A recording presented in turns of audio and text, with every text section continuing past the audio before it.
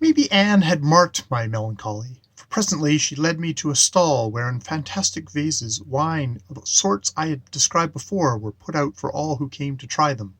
There was medicine here for every kind of dullness, not the gross cure which earthly wines effects, but so nicely proportioned to each specific need that one could regulate one's debauch to a hairbreadth, rising through all gamut of satisfaction, from the staid contentment coming of that flask there to the wild extravagance of the furthermost vase. So my stripling told me, running her finger down the line of beakers carved with strange figures encased in silver, each in its cluster of little attending drinking cups, like coloured and waiting round on white napkins as the shore boats wait to unload a cargo round the sides of a merchant vessel. "And what," I said, after curiously examining each liquor in turn, what is that which stands alone there in the humble earthen jar, as though unworthy of the company of the others?" "Oh, that," said my friend, "is the most essential of them all. That is the wine of recovery, without which all the others were deadly poisons. The witch lady looks as if it had a moral attaching to it."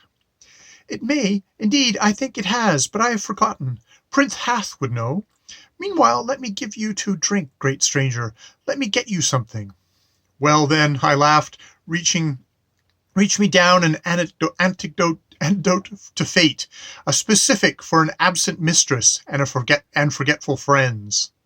"What is she like?" said Anne, hesitating a little and frowning. "Nay, good friend," was my answer, "what can that matter to you?" "Oh, nothing, of course," answered that Martian, and while she took from the table a cup and filled it with fluid, I felt in the pouch of my sword belt to see if by chance a bit of money was lying there. But there was none, only the pips of an orange poor Polly had sucked and laughingly thrown at me. However, it did not matter. The girl handed me the cup, and I put my lips to it. The first taste was bitter and acrid, like the liquor of a long-steeped wood. At the second taste, a shiver of pleasure ran through me, and I opened my eyes and stared hard. The third taste, grossness and heaviness and chagrin dropped from my heart. All the complexion of Providence altered in a flash, and a stupid, irresistible joy, unreasoning, uncontrollable, took possession of my fibre. I sank upon a mossy bank and, lolling my head, beamed idiotically on all the lolling Martians all about me. How long I was like that I cannot say.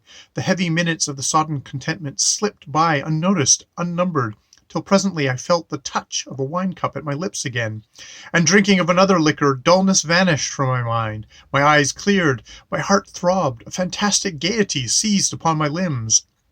I bounded to my feet, and seizing Anne's 2 hands in mine, swung that damsel round in a giddy dance, capering as never dancer danced before, till spent and weary I sank down again from sheer lack of breath, and only knew thereafter that Anne was sitting by me saying, "Drink, drink, stranger, drink, and forget."